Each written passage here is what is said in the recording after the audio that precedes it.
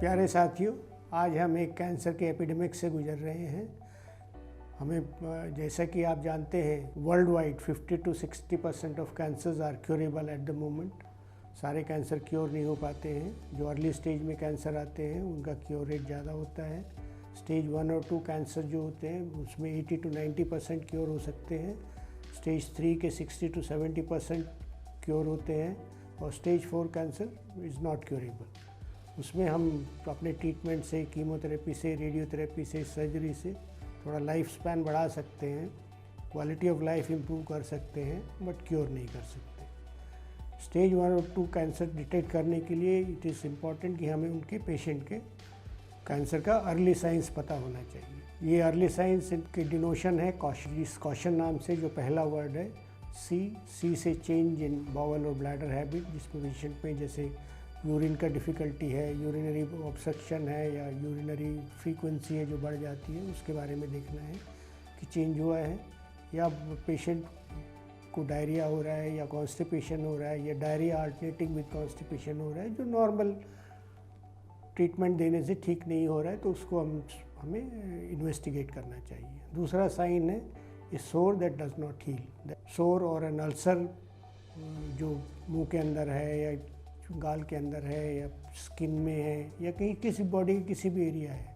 अगर उसका 2 से 3 हफ्ते तक इलाज नहीं हुआ और इम्प्रूव नहीं हो रहा है तो उसको सस्पेक्ट करना चाहिए कि उसके बीच कैंसर की वजह से हो सकता है, तो उसके टेस्ट हमको दोबारा करना। तीसरा साइन है अनयूजुअल डिस्चार्ज और ब्लीडिंग फ्रॉम एनी साइड, चाहे वो ब्रेस्ट से है या मुंह से है या बगल में है कोई गांठ जिसमें से ब्लीडिंग या डिस्चार्ज हो रहा है, तो उसको हमको इन्वेस्टिगेट करना चाहिए। चौथा साइन है ये लंप या थिकनिंग, जो ब्रेस्ट में या किसी भी बॉडी के किसी भी हिस्से में हो सकती है। अगर वो रिसेंटली ऑनसेट हो और लग रहा है कि धीरे धीरे बढ़ रहा है तो उसका हमें चेकअप कराना ज़रूरी है, ताकि हमें पता चल सके कि ये कैंसर की वजह से तो नहीं है। पांचवा साइन है इंडाइजेशन और